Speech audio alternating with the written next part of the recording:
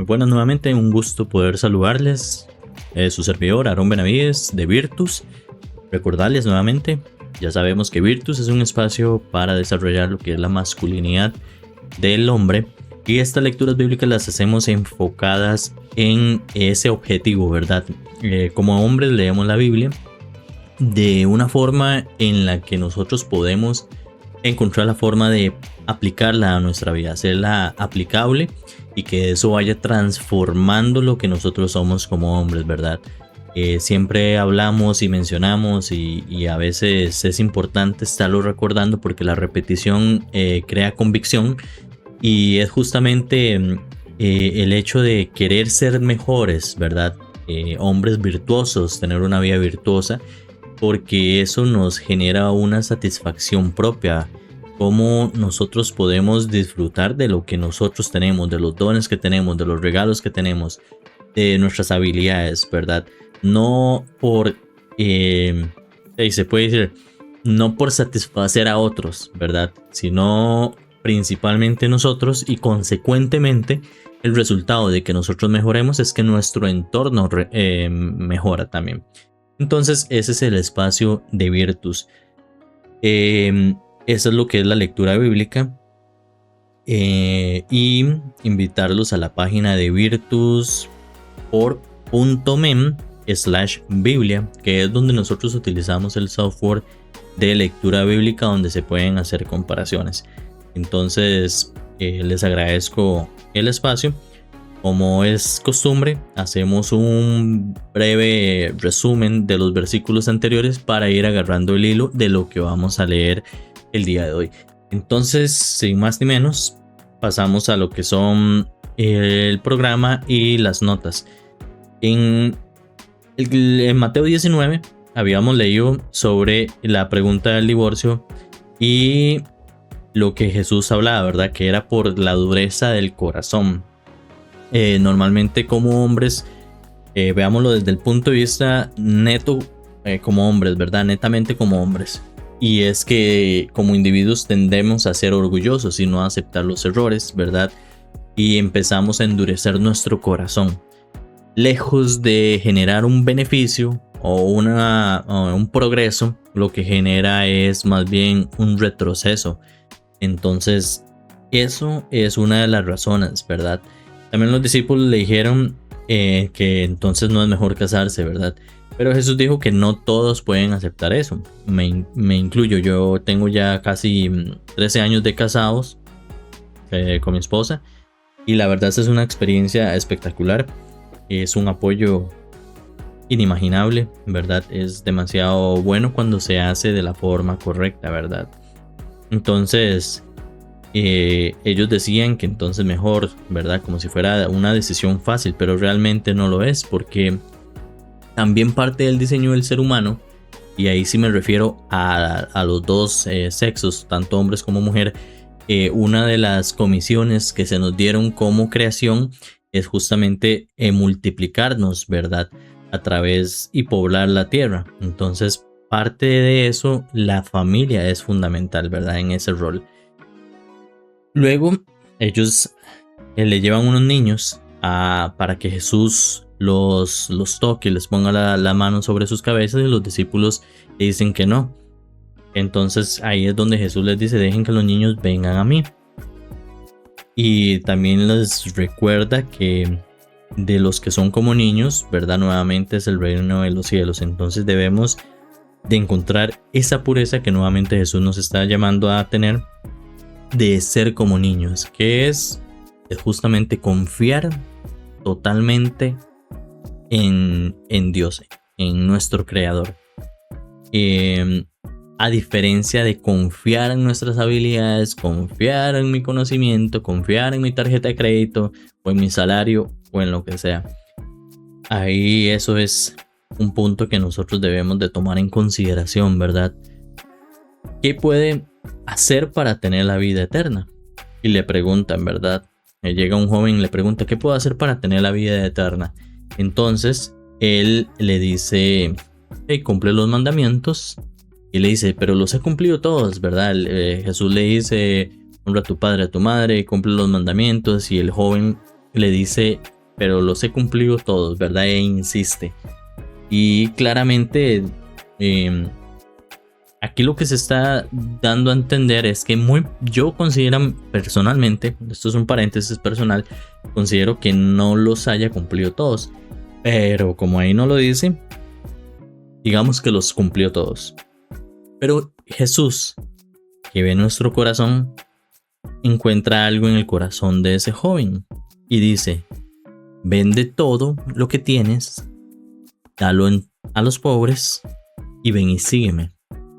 Y dice que el joven se entristece y se va triste, ¿verdad? Entonces Jesús ya empieza a hablar que es muy difícil que una persona rica entre en el reino de los cielos, no por la riqueza, sino porque ama tanto al dinero que evita amar a Dios, ¿verdad?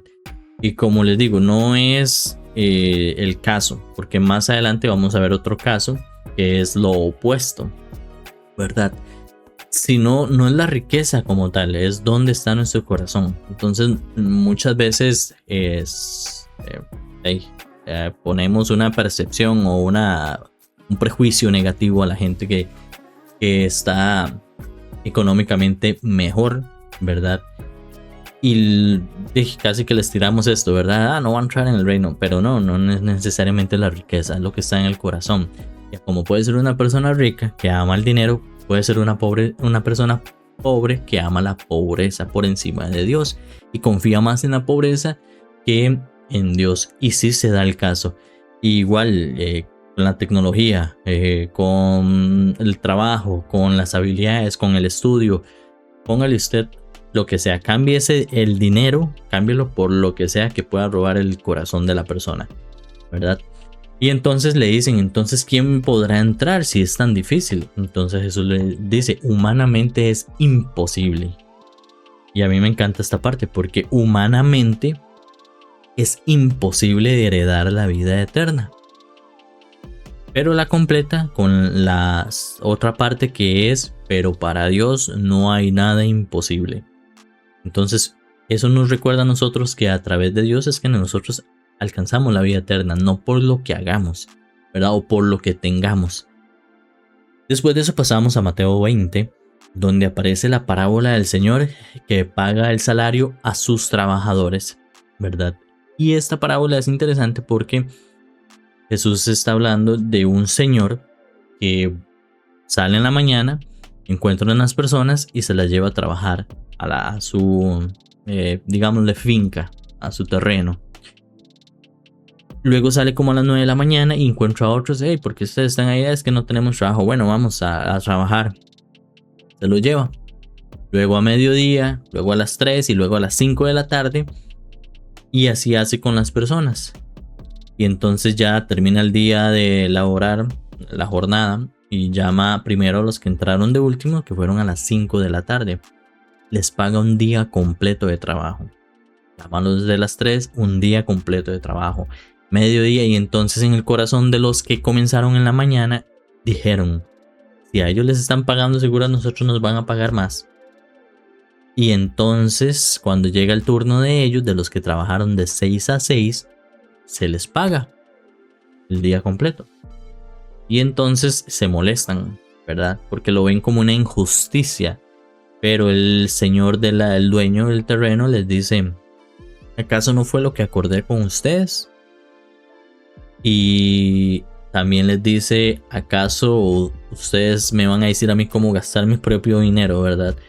Entonces es interesante porque parece una injusticia, pero realmente es una injusticia.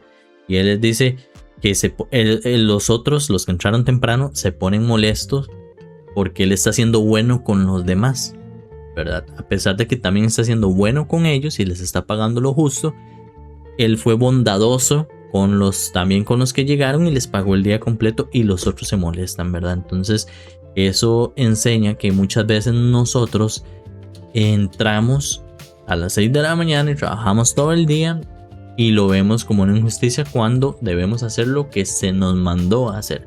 Y como hombres muchas veces no podemos depender de las injusticias del mundo o de la sociedad para justificar que no estamos haciendo lo que se nos toca hacer. Entonces debemos de tomar esa responsabilidad sobre nosotros mismos, sobre lo que se nos ha dado para administrar y sacarle el mayor potencial a lo que se nos dio. Entonces luego de eso Jesús habla de lo que va a pasar en Jerusalén, de todo lo que le va a suceder, ¿verdad? Que lo van a agarrar y es muy detallado, y a mí me gusta mucho porque está como prediciendo el futuro antes de que pase, para que luego no se diga que lo que pasó simplemente pasó, sino que realmente él ya lo había hablado. Entonces si pasa fue porque ya estaba premeditado. Esa es la soberanía de Dios, ya está todo contemplado, cómo iba a suceder, cómo iba a pasar, cuándo iba a pasar, y él lo dice antes para que cuando sucediera no creyeran que era coincidencia, ¿verdad? Aún así la gente, ¿verdad?, que no quiere creer, pues no cree, aunque tenga cientos de pruebas. Luego llega la madre de Juan y Santiago, que son los hermanos, y les dice que le piden un favor a Jesús, y Jesús les dice qué es, y entonces ellos dicen, quiero que mis hijos se sienten uno a la derecha y uno a la izquierda, ¿verdad? Entonces Jesús les dice que si están dispuestos a tomar de la copa amarga que él va a tomar, se refiere a la crucifixión que él va a llevar. Ellos le dicen, sí estamos dispuestos, y él les dice, la verdad es que sí, porque van a sufrir, ¿verdad? No se los dice de esa forma, pero él ya lo sabía, y dice, sí, van a sufrir, pero aún así no me toca a mí elegir ese campo, le toca a mi Padre, ¿verdad? Todos los otros discípulos se enojan y empiezan a molestarse con Juan y Santiago porque pidieron ese favor especial, y los otros quedaron como excluidos, ¿verdad? Entonces se molestan. Y aquí entra el liderato de Jesús. Él, cuando ve este conflicto, él se mete, ¿verdad? Y empieza a decir sobre el que quiere ser el más importante tiene que servir, ¿verdad? Y empieza a decirles a ellos que él no vino aquí para ser servido, que él vino para servir, y que ellos igual tienen que aprender que eso es el objetivo principal, ser servidores. ¿Servidores de quién? En nuestro caso de Jesucristo. Servirle a Jesucristo mediante las otras personas, ¿verdad? O sea, las otras personas son el canal que Jesús usa para que yo le sirva a él. Y luego continúa la historia y se topan a dos ciegos que gritaban, Jesús, hijo de David, ten compasión. Entonces dice que Jesús tiene compasión con ellos y sana a los ciegos. Hasta ahí llegamos con lo que era el capítulo 20. Y continuamos entonces con Mateo 21. Ahora, algo importante que siempre les menciono es que recuerden tener una Biblia física. Si no la tienen, traten de hacer el esfuerzo para comprarse una. Si la tienen, úsenla. Si van a la iglesia, llévenla con ustedes. Siempre les digo, aunque lo proyecten, el versículo siempre búsquelo, porque la práctica hace al maestro, y en la Biblia sucede igual. Al principio no sé dónde están los libros ni cómo encontrarlo. Bueno, poco a poco usted se va fijando en el índice, va viendo en qué página se encuentra, antes de qué libro y después de qué libro, y va encontrando poco a poco la facilidad para aprenderse dónde están los libros, ¿verdad?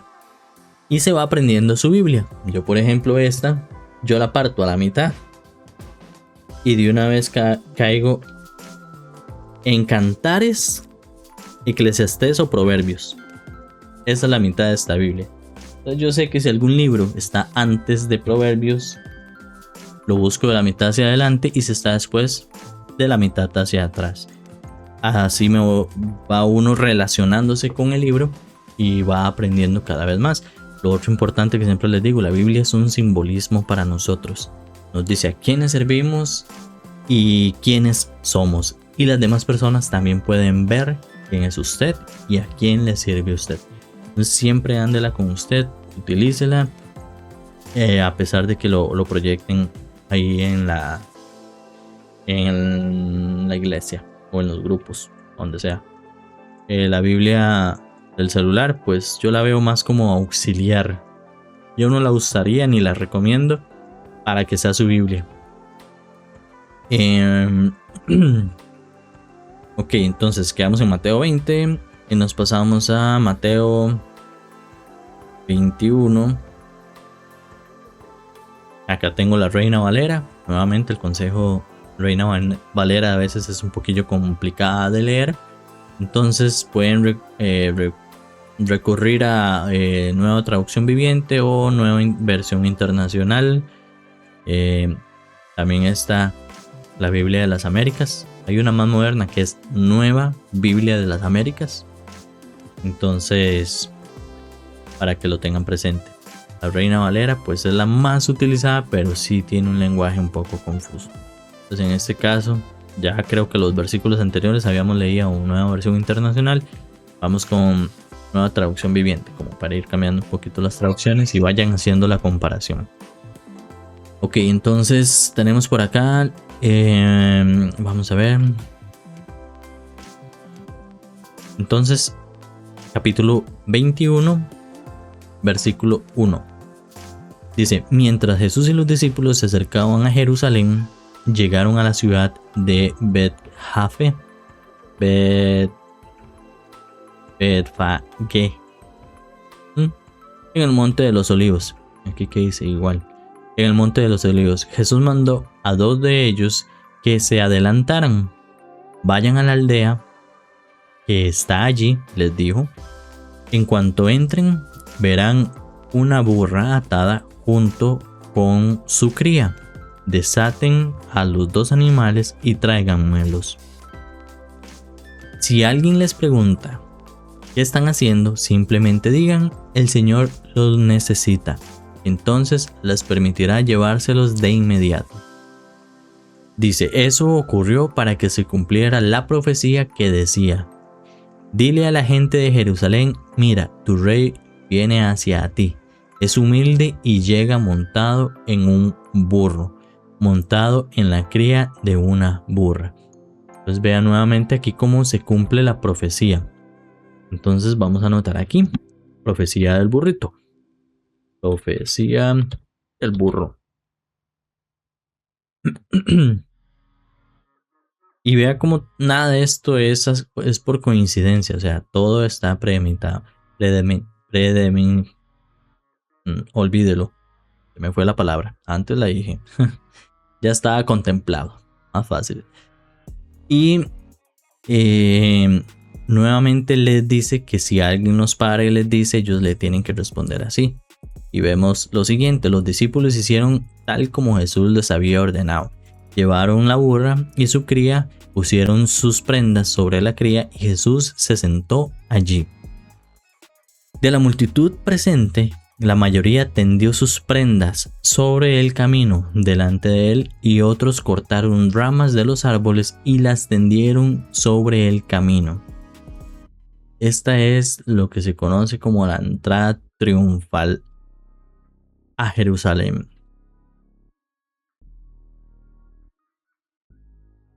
Luego, vamos a ver sobre el camino. Jesús estaba en el centro de la procesión y toda la gente que lo rodeaba gritaba, alaben a Dios por el Hijo de David. Bendiciones al que viene en el nombre del Señor. Alaben a Dios en el cielo más alto. Toda la ciudad de Jerusalén estaba alborotada a medida que Jesús entraba. ¿Quién es ese?, preguntaban, y las multitudes contestaban, es Jesús, el profeta de Nazaret de Galilea. Jesús entró en el templo y comenzó a echar todos los que compraban y vendían animales para el sacrificio. Volcó las mesas de los cambistas y las sillas de los que vendían palomas. Y les dijo, aquí Jesús estaba molesto. Entonces, voy a ponerlo así, Jesús molesto y tiró todo. Les botó todo el chinamo. Todo el kiosco se los botó. Entonces llega él, se molesta, quita todo, lo derriba Y aquí vamos a ver la molestia de Jesús, ¿verdad? Les dijo, las escrituras declaran, mi templo será llamado casa de oración, pero ustedes la han convertido en una cueva de ladrones. Los ciegos y los cojos se acercaron a Jesús en el templo y él los sanó.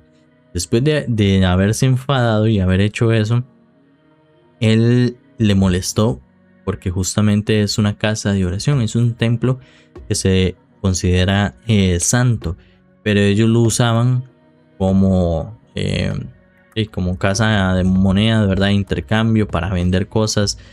Entonces él se molestó. Luego de eso empezó a sanar gente, ¿verdad? Los principales sacerdotes y los maestros de la ley religiosa vieron estos milagros maravillosos y oyeron que hasta los niños en el templo gritaban, alaben a Dios por el Hijo de David. Sin embargo, los líderes estaban indignados. Yo creo que esto es la indignación que ellos sentían era un poco de orgullo, ¿verdad? Porque al usted ser líder nunca había encontrado tanto alboroto ni por usted. Entonces sentían ese orgullo en contra de Jesús. Le preguntaron a Jesús, ¿oyes lo que dicen estos niños? Sí, contestó Jesús. ¿No han leído las escrituras? Pues dicen, a los niños y a los bebés les han enseñado a darte alabanza. Luego regresó a Betania, donde pasó la noche. Por la mañana, cuando Jesús regresaba a Jerusalén, tuvo hambre y vio que había una higuera junto al camino. Se acercó para ver si tenía higos, pero solo habían hojas. Entonces le dijo, que jamás vuelva a dar fruto. De inmediato la higuera se marchitó. Vamos a anotarlo aquí.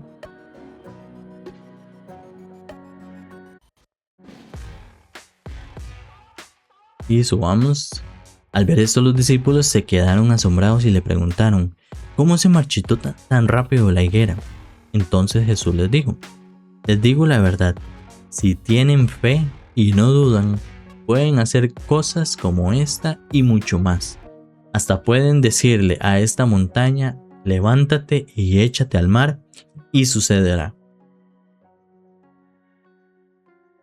Vamos a anotarlo aquí. Y esto se los vuelve a repetir. Les vuelve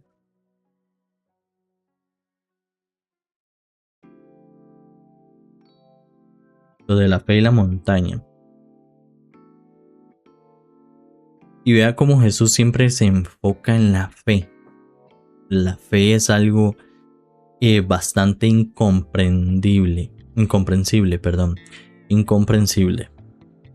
A diferencia, digamos, como una característica del amor es que el amor es como progresivo, ¿verdad?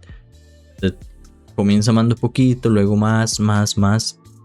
Pero la fe no funciona así. La fe, usted puede tener años en conociendo y leyendo la Biblia y en algún momento usted simplemente no tuvo fe, ¿verdad? Como puede ser alguien totalmente nuevo y usted creyó de una forma tan grande que se dio. Entonces es demasiado chiva. Definitivamente es una característica de Dios que es incomprensible para nosotros. Sin embargo, ahí está, y Jesús nos dice que tengamos fe, que creamos, pero por eso nos dice que seamos como niños, ¿verdad? Y sucederá. Entonces, ustedes pueden orar por cualquier cosa, y si tienen la fe, la recibirán. Esto es importante porque cuando Jesús está diciendo eso, recuerden que siempre es la voluntad de Dios, ¿verdad? No importa cuánta fe tenga usted, no importa cuánto le pida usted a Dios, si no es la voluntad de Dios, usted no va a torcerle el brazo a Dios. Entonces, nosotros debemos de pedirle sabiduría a Dios para que nuestro sentir se alinee con el de Dios. Y cuando nuestro sentir se alinea con el de Dios, nuestras peticiones, nuestras prioridades se alinean, Él nos va a favorecer en eso, ¿verdad? Pero si no se alinean del todo, no lo va a cumplir. No tiene ninguna razón para hacerlo. Entonces, cuando Jesús regresó al templo y comenzó a enseñar, se le acercaron los principales sacerdotes y los ancianos. ¿Con qué autoridad haces todas estas cosas?, le reclamaron. ¿Quién te dio el derecho?, le dicen. Les diré con qué autoridad hago estas cosas si me contestan una pregunta, respondió Jesús. La autoridad de Juan para bautizar provenía del cielo o era meramente humana. Esa fue la pregunta que les hizo Jesús. Ellos discutieron, ¿verdad?, el asunto unos con otros y se decían entre ellos: si decimos que proviene del cielo, nos preguntará ¿por qué no le creíste a Juan? Pero si decimos que era meramente humana, la multitud se volverá contra nosotros porque todos creen que Juan era un profeta, y de hecho lo era. Entonces finalmente contestaron: no sabemos. Y Jesús les respondió: entonces yo tampoco les diré con qué autoridad hago estas cosas. Entonces vamos a anotarlo aquí.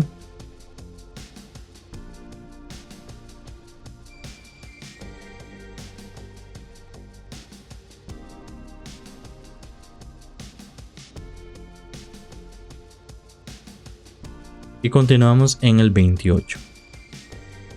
Vamos a subirlo. Pero ¿qué piensan de lo siguiente? Este de Jesús hablando.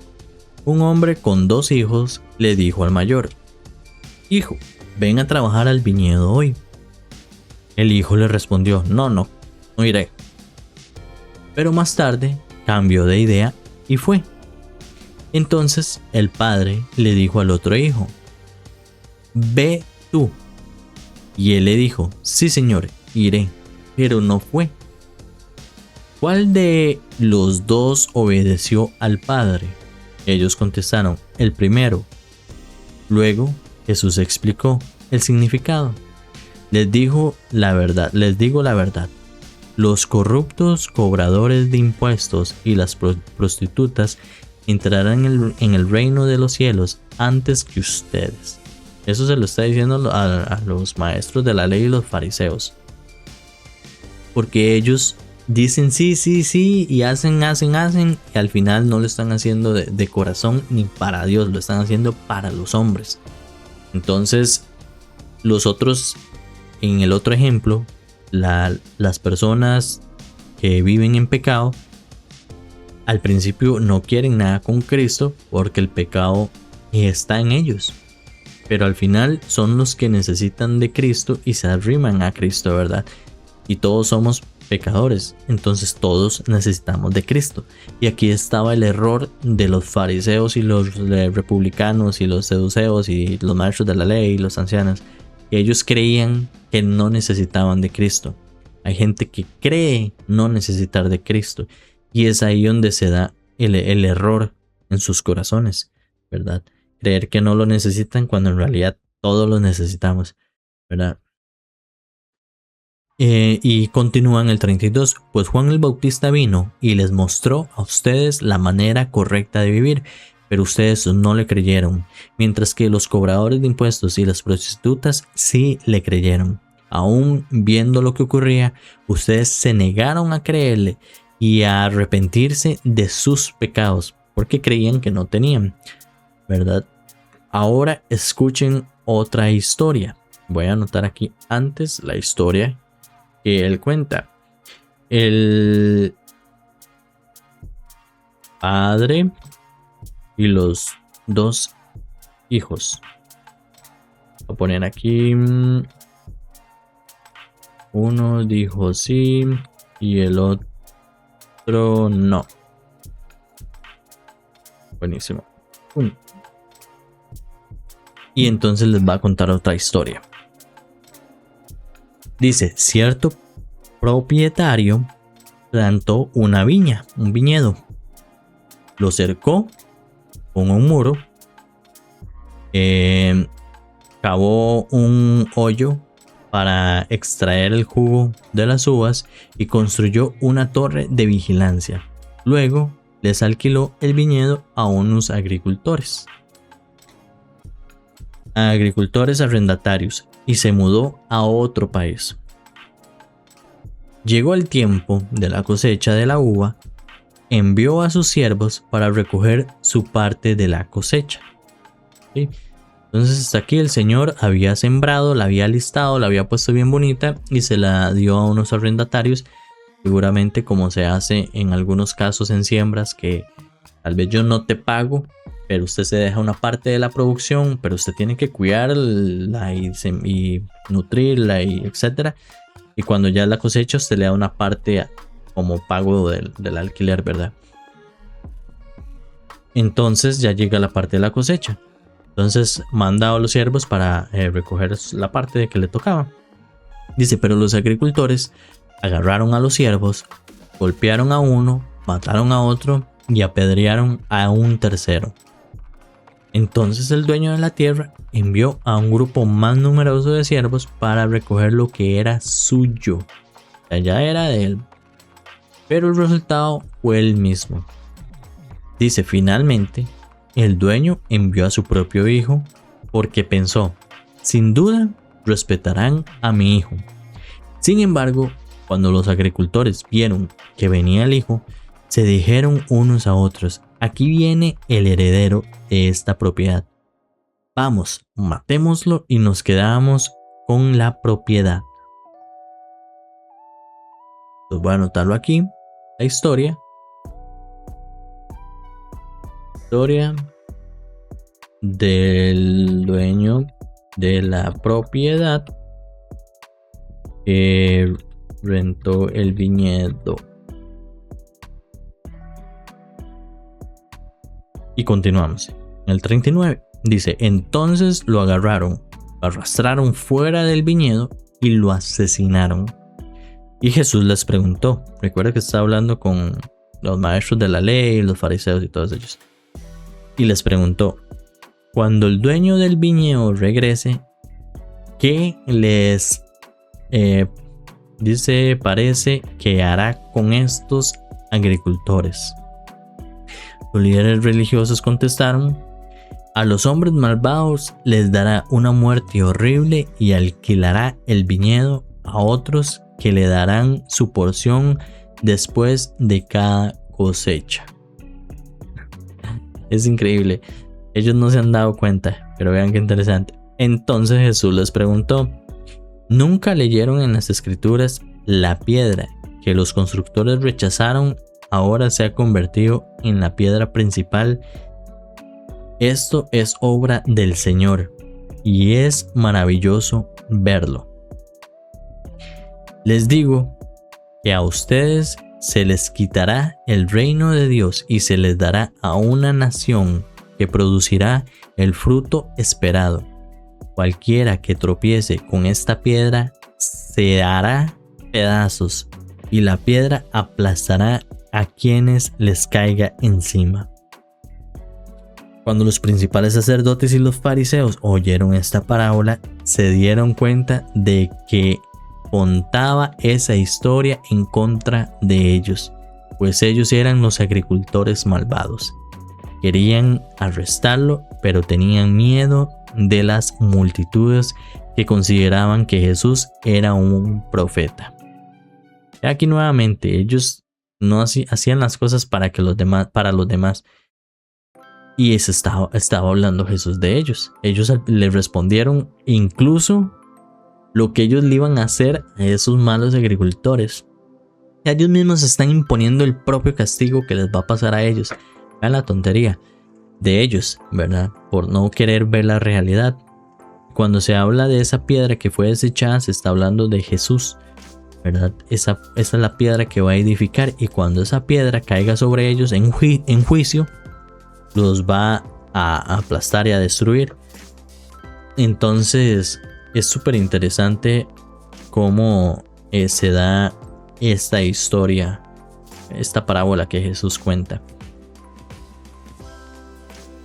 Y nuevamente lo querían agarrar. pero no lo lograron. Genial, entonces pasamos al capítulo 22. A ver acá. Mateo 22, versículo 1.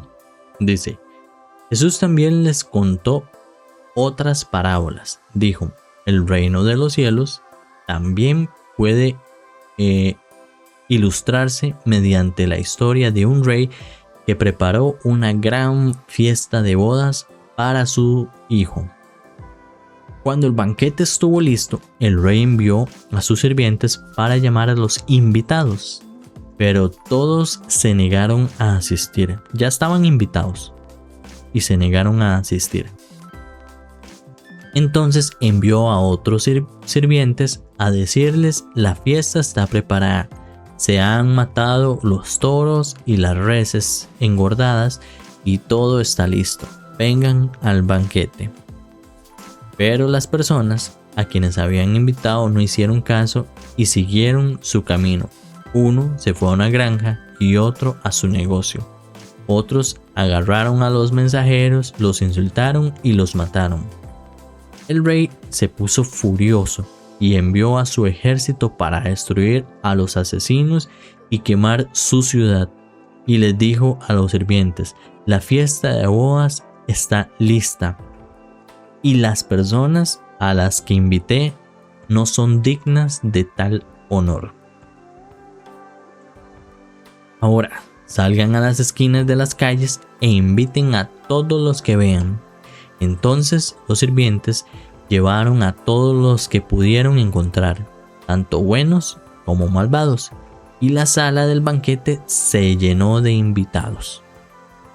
Cuando el rey entró para recibir a los invitados, notó que había un hombre que no estaba vestido apropiadamente para una boda. Amigo, le preguntó: ¿cómo es que estás aquí sin ropa de bodas? Pero el hombre no tuvo respuesta. Entonces el rey dijo a sus sirvientes: átenlo de pies y manos y arrójenlo a la oscuridad de afuera, donde habrá llanto y rechinar de dientes. Vamos a ver. Pues muchos son los llamados, pero pocos los elegidos. Y voy a anotarla acá. Vamos a ver, entonces es la parábola del rey y la boda del hijo. Y aquí hacemos una pequeña explicación para que no haya confusión. Entonces, claramente el rey que se habla acá es el rey, es Dios, ¿verdad? Y la boda de los hijos, del hijo, es Jesús. Esto es la celebración de Jesús. Luego él hace un banquete para celebrar a Jesús y tiene unos invitados. Los invitados en ese momento se podría decir que en este caso es el pueblo israelita, ¿verdad? Que se negaron a asistir. No está hablando de todos, sino de esos principales sacerdotes que se suponían que debían educar correctamente y que hacer que el pueblo siguiera todas las enseñanzas de Jesús. Pero ellos no lo estaban haciendo ni ellos como la gente lo iba a hacer, ¿verdad? Y no les servía que la gente lo hiciera porque los exponía a ellos. Entonces los invitados, si no quisieran, ¿verdad?, vuelven a llamarlo, manda a otros sirvientes. Los sirvientes eran los profetas. Y los profetas ellos siempre los mataban o no les hacían caso. Entonces algunos dice aquí que los mataron y los golpearon y ya, ¿verdad? No les hicieron caso, no pasó a más. Siguieron en sus cosas personales. Luego dice que invitan, que les dice, bueno, salgan y llamen a todo el mundo. Eso se refiere a todas las naciones, tanto a buenos como malos, porque todos estamos invitados. Eso es lo maravilloso de Jesucristo. Él no murió por los pecados de unos, no murió por los pecados de los buenos, Él murió por los pecados de todos. Entonces, La invitación y el regalo es para todos. La diferencia está en la aceptación, ¿verdad? Entonces vemos un individuo que no se vistió para la boda correctamente y es echado afuera. ¿Qué quiere decir esto? Que a pesar de que todos podemos acceder a la salvación, no todos la aceptan. Y hay unos que pasa, si hablamos digamos de la iglesia cristiana, están ahí, pero realmente no han aceptado a Cristo. O sea, su comportamiento, su forma de ser, sus pecados los siguen cometiendo. No han cambiado la forma de ser realmente. Entonces al final, esas personas, dice que muchos son llamados, pero pocos elegidos. Entonces tenemos que tomar en consideración también eso. Ahora, cuando hablamos de el pecado, una cosa es el corazón, ¿verdad? Nuevamente nosotros somos pecadores. Quiere decir que siempre vamos a estar pecando de alguna u otra forma. Sin embargo, es muy diferente haber aceptado a Cristo y amarlo y cambiar porque lo amo que cambiar porque me toca, ¿verdad? ¿Qué me queda? Y sigo pecando a escondidas o sigo haciendo tortas, pero también estoy sirviendo porque me toca y no porque realmente ama, ¿verdad? Entonces ahí es donde está una diferencia muy muy grande. Yo amo y porque amo cambio, ¿verdad? Quiero ser transformado.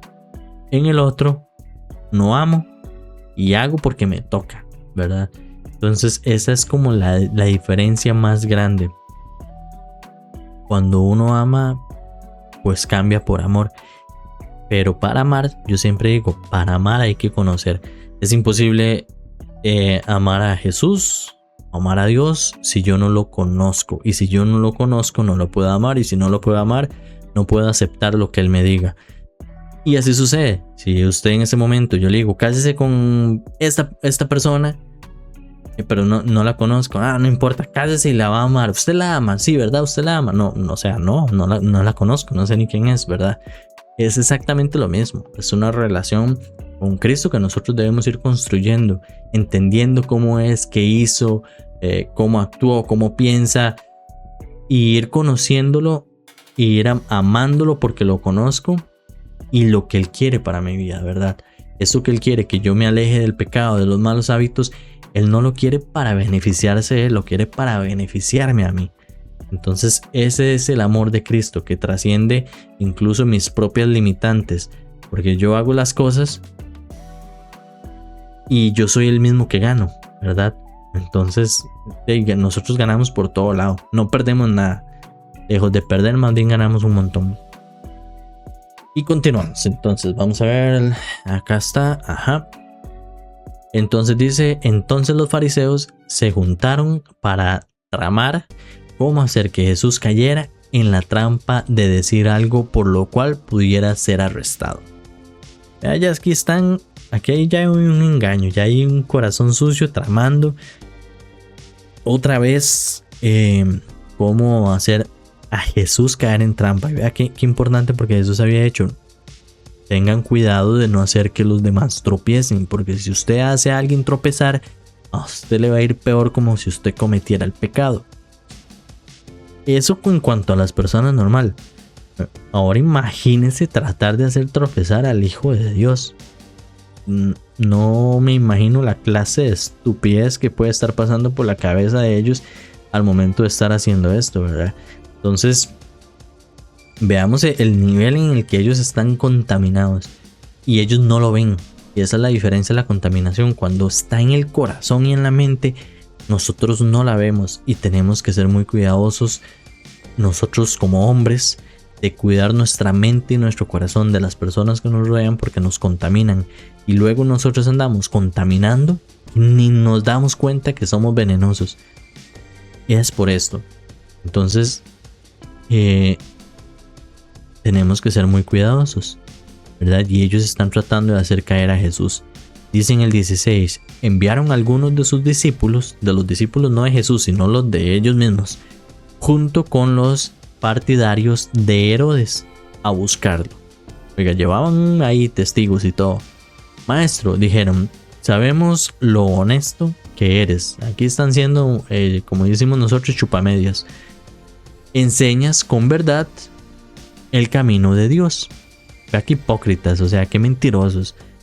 Eres imparcial y no tienes favoritismo.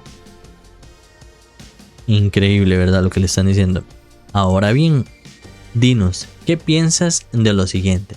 ¿Es correcto que paguemos impuestos al César o no? Y aquí está una de las respuestas más sabias que Jesús da.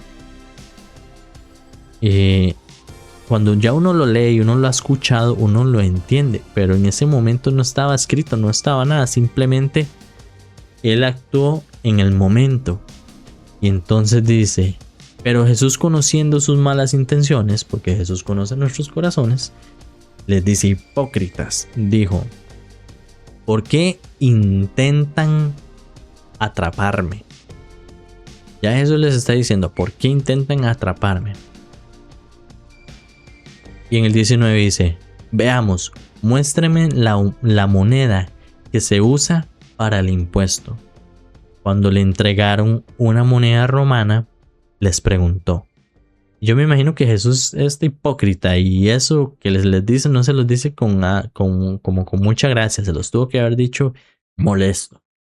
Les preguntó, ¿a quién pertenece la imagen y el título grabado en la moneda? Al César, contestaron. Bien, dijo Jesús. Entonces den al César lo que le pertenece al César y den a Dios lo que le pertenece a Dios. Y esto aplica también para nosotros. Los impuestos, ahí se pagan, ni modo. Hay que comprar comida, ahí se pagan, ni modo. Pero también nosotros tenemos que darle a Dios lo que es de Dios. Y no solamente es sacar tiempo para orar, sacar tiempo para leer la Biblia, sacar tiempo para ir a la iglesia, sino que nuestro corazón, nuestra mente, nuestros hábitos, nuestra forma de hablar tiene que entregarse de la misma forma a Dios, ¿verdad? Démosela a Dios y Él hará grandes cosas con nosotros. Y entonces voy a anotarlo aquí. Den al César lo que es de él y a Dios lo que es de Dios. Su respuesta los dejó asombrados y se marcharon. Nada más fue un asombro. No creyeron, no hicieron nada, nada más se asombraron y listo. Una emoción. Las emociones son totalmente pasajeras. Dice en el 23, ese mismo día se acercaron a Jesús algunos saduceos, líderes religiosos que dicen que no hay resurrección después de la muerte. Le plantearon la siguiente pregunta. Maestro, Moisés dijo, si un hombre muere sin haber tenido hijos, su hermano debe casarse con la viuda y darle un hijo para que el nombre del hermano continúe. Ahora bien, supongamos que habían 7 hermanos. El mayor se casó y murió sin dejar hijos, entonces su hermano se casó con la viuda. El segundo hermano también murió y el tercero se casó con ella. Lo mismo sucedió con los 7, o sea, todos se casaron y ninguno tuvo hijos. A nada se casaron. Por lo último, la mujer también murió. Entonces dicen, ellos no creían en la resurrección y aún así preguntan para dejar mal a Jesús. Entonces dinos, ¿de quién será esposa en la resurrección? Pues los 7 estuvieron casados con ella. Jesús les contestó, el error de ustedes es que no conocen las Escrituras y no conocen el poder de Dios. ¿Cuál es el poder de Dios? Que puede hacer todo lo imposible posible. Pues cuando los muertos resuciten, no se casarán ni se entregarán en matrimonio. En ese sentido, serán como los ángeles del cielo. Ahora bien, en cuanto a si habrá una resurrección de los muertos, ¿nunca han leído acerca de esto en las escrituras? Mucho después de que Abraham, Isaac y Jacob murieran, Dios dijo: yo soy el Dios de Abraham, el Dios de Isaac y el Dios de Jacob. Por lo tanto, Él es Dios de los que están vivos, no de los muertos. Entonces aquí él mismo está diciendo que Dios dice que Él es el Dios de Abraham, Isaac y Jacob, que ya habían muerto humanamente hace mucho tiempo.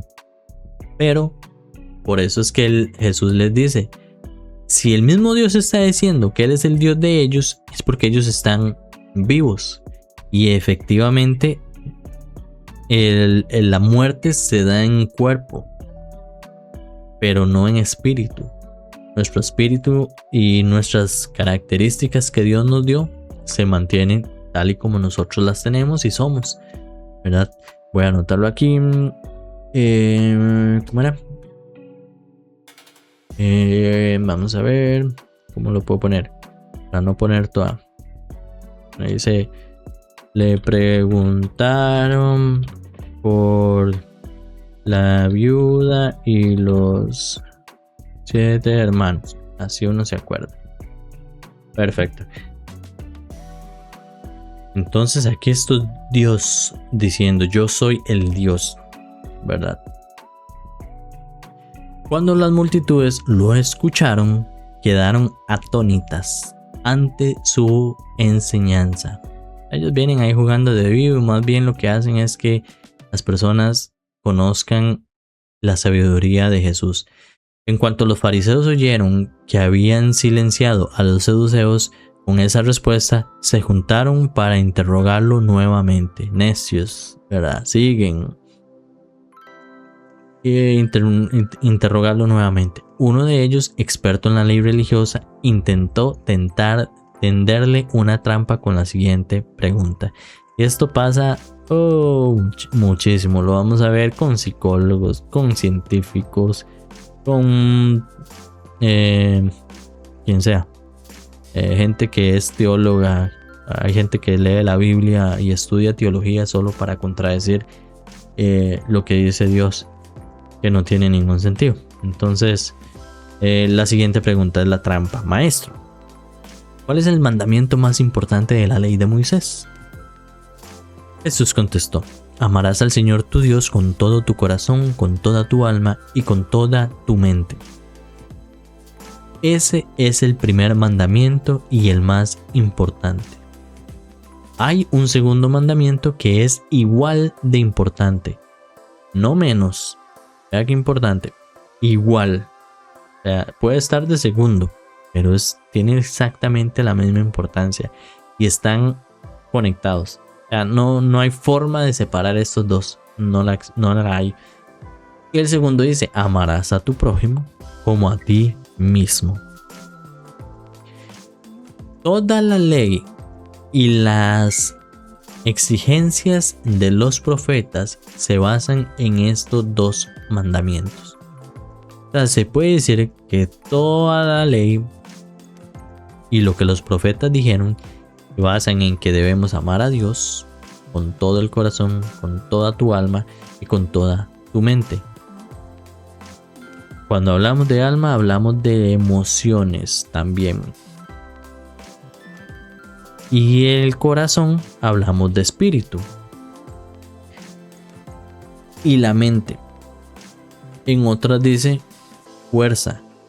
En otras, vamos a ver si en la Reina Valera, este es el 37. Sin alma, con toda tu fuerza. No. En otro evangelio dice fuerza. O sea, también incluye el cuerpo. Además de la mente, de la parte emocional o límbica y el espíritu. En esta solo habla de esas. Y luego dice la otra parte, y amarás a tu prójimo como a ti mismo. Y esta parte es interesantísima porque yo antes decía, y vea que van juntas, a eso me refiero. Entonces, amarás a tu prójimo como a ti mismo. Entonces quiere decir que yo amo a mi prójimo como yo me amo. La pregunta es, hay muchos de nosotros que no nos amamos, ¿verdad? Nos tratamos mal, decimos que no somos capaces, que no somos merecedores, que somos inútiles, que porque estoy aquí, que no tengo sentido, que mejor fuera morir, que etcétera, ¿verdad? No, nos odiamos. Hay muchas veces está el síndrome del impostor, ¿verdad? O el famoso espiral negativo, que son puros pensamientos negativos hacia nosotros mismos, y la persona más crítica que existe somos nosotros mismos. Entonces, si yo antes decía, por eso es que yo les estoy explicando, si yo me odiase a mí mismo, el amor por mí es muy poco, lo cual me daría técnicamente a mí la autoridad de tratar a los demás como yo me trato a mí, ¿verdad? Si yo me trato mal, puedo tratar a los demás mal, porque así como me amo yo, amo a mi prójimo, ¿verdad? Entonces, lo bonito de esto es que si nosotros vemos la primera parte, porque no se pueden separar, lo interesante es que dice, amarás al Señor tu Dios, es la número 1. Y ahí es donde si nosotros, como humanos, como hombres en este caso, si nosotros como hombres, déjalo acá, marcado, si nosotros como hombres nos sentimos sin valor, no nos sentimos amados, nos sentimos inútiles, sin propósito, para mejorar eso es porque nosotros nos falta una parte de la ecuación. Esa ecuación es amar a Dios. Si nosotros amamos a Dios, automáticamente el amor de Dios entra en nosotros. Entonces, mi amor ya no depende de mí mismo, sino es el amor de Dios que entra en mí. Y como el amor de Dios entra en mí, yo puedo amar a los demás. ¿Ven la relación que hay entre el primer mandamiento y el segundo? Por eso es que están uno primero y el otro después, y son inseparables, no pueden ir por aparte. Consecuentemente, si yo amo a Dios con todo mi corazón, con toda mi mente, con toda mi alma y con todas mis fuerzas, yo aprendo a amarme a mí, porque Dios me enseña que yo soy amado y me da toda la lista de razones por las cuales yo soy importante y cuál es mi propósito y mi diseño y mi identidad. Cuando yo lo tengo en mí, ese amor, yo tengo armonía dentro de mí, la cual irradia, consecuentemente va a irradiar, no la puedo detener, ¿verdad? Entonces, aquí hay una importancia que es demasiado relevante para nosotros como hombres. Entonces vemos que Dios, en este caso Jesús, nos da los 2 primeros mandamientos. Hay mandamientos. Voy a poner que van juntos para ahorrar palabras. Que van juntos. Y aquí entonces ya nosotros sabemos que sí, tengo que amar a mi prójimo. Pero humanamente es imposible, como decía Jesús anteriormente, si no amo primero a Dios. Si no amo a Dios, esto no se da. Si hago este primero, automáticamente se da el segundo. Pero el segundo por sí solo no se da y no me va a dar el primero. Entonces, por eso la importancia de siempre nosotros buscar al Señor primero, a Dios. Buscarlo y entenderlo y amarlo. Y todo lo demás se transforma. Sí funciona, ¿verdad? Y nos dice que toda la ley se traduce básicamente en esto. En amar a Dios y con todo. Y consecuentemente amar a las personas como nos amamos a nosotros mismos, porque ya el amor de Dios está en nosotros, ¿verdad? Entonces, rodeado por los fariseos, Jesús les hizo una pregunta. Dice: ¿qué piensan del Mesías? ¿De quién es hijo? Y les está devolviendo, ¿verdad? Porque, sí, pues están como jugando de que lo saben todo. Entonces Jesús les hace una pregunta sobre él sin decirles qué es él. Y entonces, ¿qué piensan del Mesías? ¿De quién es hijo? Ellos contestaron: es hijo de David. Jesús les respondió: entonces, ¿por qué David, mientras hablaba bajo la inspiración del Espíritu, llama al Mesías mi Señor? Pues David dijo: el Señor le dijo a mi Señor: siéntate en el lugar de honor a mi derecha, hasta que humille a tus enemigos y los ponga por debajo de tus pies. Aquí estamos hablando del Señor Dios y el Señor Jesús, y cómo Dios le dice que los enemigos Él los va a destruir, ¿verdad? Y sigue Jesús hablando: si David llamó al Mesías mi Señor, ¿cómo es posible que el Mesías sea su hijo? Debería haber sido al revés. Si el Mesías era hijo de David, entonces más bien el hijo le dice mi Señor al Padre, ¿verdad? Entonces Jesús lo pone en evidencia. Nadie pudo responderle, y a partir de entonces ninguno se atrevió a hacerle más preguntas. Importantísimo, ¿verdad? Vamos a anotarlo aquí. Los 2 mandamientos y luego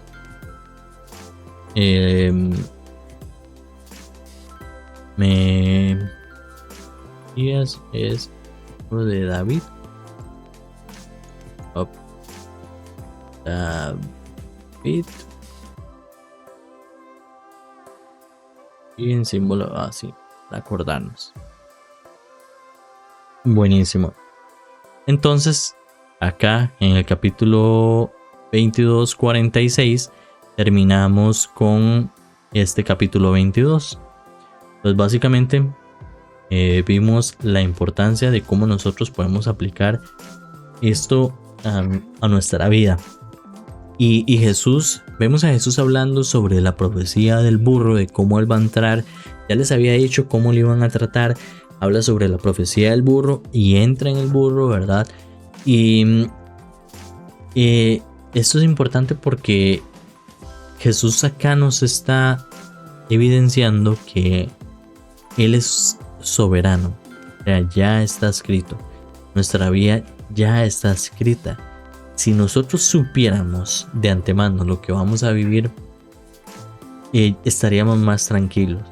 Si confiamos en Jesús, ¿verdad? Porque ahí está la fe. La fe está implícita en confiar en Dios.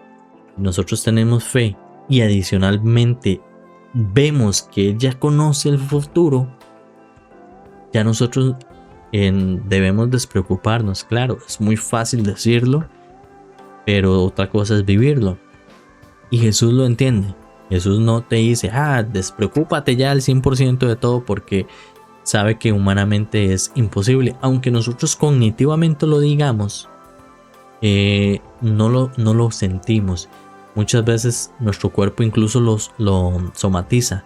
O sea, hay síntomas, ¿verdad? Me da agruras, me duele el estómago, me siento cabizbajo, porque aunque yo lo diga o lo sepa conscientemente, realmente mi cuerpo no lo cree. Ahí es donde están el alma y el corazón. Realmente mi espíritu y mis emociones lo creen o no. Entonces yo tengo que ver si lo que yo digo es coherente con mi cuerpo, ¿verdad? Y nosotros confiamos, tenemos que confiar en Dios, ¿verdad? Y Él nos da el ejemplo de la fe, ¿verdad? La poderosa que es y nos lo recuerda, ¿verdad? Ligado a eso. Luego le preguntaron sobre la autoridad con la que Él hace las cosas, y Él tiene autoridad. Si Él les hubiera dicho, igual ellos no le van a creer. Entonces él responde una pregunta con otra pregunta para dejarlos en evidencia y continuar, ¿verdad? Nos habla sobre el padre con los dos hijos, uno que le dice que sí y no llega, y el otro que le dijo que no y llega. Entonces vemos esa historia, y también la de la propiedad. Se refería a las personas malas, y muchas veces de ahí no culpo a los fariseos. Tal vez yo en mi vida he sido ese arrendatario y no le he sabido cumplir a mi Dios, ¿verdad? Entonces hay momentos en los que yo puedo ser esa persona mala, pero trato de no serlo ahora que amo a Cristo, ¿verdad? La parábola del rey, del rey y la boda del hijo, muy parecida. Nos habla sobre al César lo que es del César y a Dios lo que es de Dios. Y le preguntan sobre la viuda y los 7 hermanos, ¿verdad? Ya lo vimos. Y Jesús nos da los dos primeros mandamientos que van juntos. Uno me lleva al otro, pero si el segundo lo trato de cumplir, va a ser infructífero, porque si yo no amo a Dios, no voy a amar a los demás, ni me voy a amar a mí mismo. Es más importante que amar a los demás. Si yo no amo a Dios, no me voy a amar a mí mismo. No voy a amar lo que soy, no voy a amar mis habilidades, no voy a amar mi forma de pensar, no voy a amar mi temperamento, mi carácter, mi personalidad, nada de eso, ¿verdad? En cambio, si amo a Dios y sé que personalmente tengo un X temperamento, pero porque Dios lo puso en mí, y si Dios lo puso en mí, yo acepto eso, lo amo y lo trabajo para que Dios se glorifique en él, ¿verdad? Entonces, hasta acá con el resumen, con el Mateo 22. Nuevamente, agradecerles. Siempre les digo, sigan adelante, sigan avanzando. Es necesario que nosotros seamos hombres que marquen una diferencia, que trascendamos y que impactemos nuestro entorno. Pero para impactar nuestro entorno, nosotros debemos dominar a nosotros mismos, ¿verdad? A través de Dios, porque si tratamos de hacerlo con nuestras fuerzas, no lo vamos a lograr. Entonces, importantísimo, no es simplemente dominio propio para portarme bien, no, es porque cuando yo lo hago, realmente puedo disfrutar lo que yo soy y todo lo que me rodea, ¿verdad? Entonces, esa es la importancia, que nosotros debemos de ser ese hombre virtuoso que trasciende y que tiene impacto generacional en su familia, en sus amigos, compañeros, póngale usted el nombre, ¿verdad? Entonces, siga adelante, siga avanzando pasito a pasito. Dentro de 2 años va a haber un fruto, un cambio, porque todo es así. A veces esperamos, yo qué sé, hacer una semana y ya se ve. No, realmente no funciona así. Son años lo que se tienen que trabajar, porque es la normalidad. Pero ahora la sociedad nos enseña que todo tiene que ser rápido. Y eso genera ansiedad en nuestro corazón. La ansiedad genera depresión. Y la depresión viene con un montón de cosas negativas que no queremos en nuestra vida. Entonces, si nosotros sabemos que vamos despacito, pasito a pasito, cada día mejorando, para nosotros sentirlo, no para que los demás lo noten, ¿verdad? Entonces, para nosotros ir mejorando, eso es súper importante y realmente vale el esfuerzo. Entonces los invito a que sigan adelante, sigan esforzándose. Es importante, ustedes son importantes y lo que están haciendo es muy importante, y van a dar frutos más adelante que van a generar un impacto en la vida de otras personas. Así que vamos para adelante todos juntos. Recordarles que Virtus es el proyecto de hombres, la hermandad de hombres para recuperar esa masculinidad. En la página de virtus4.mem hay blogs, que hablan sobre temas específicos. En el canal también. Entonces los invitamos para que le echen un ojito, y también para diferentes proyectos que vamos a hacer a futuro. Invitarlos también, si ustedes quieren desarrollar algo en su comunidad, en su iglesia, estamos a su disposición para poder llevar temas o información que les vaya a servir, porque la idea es que crezcamos todos como una hermandad y podamos generar ese impacto. Entonces, nuevamente, Aarón Benavides de Virtus. Espero que pasen un excelente día y una excelente semana. Así que nos vemos en la próxima lectura. Pura vida.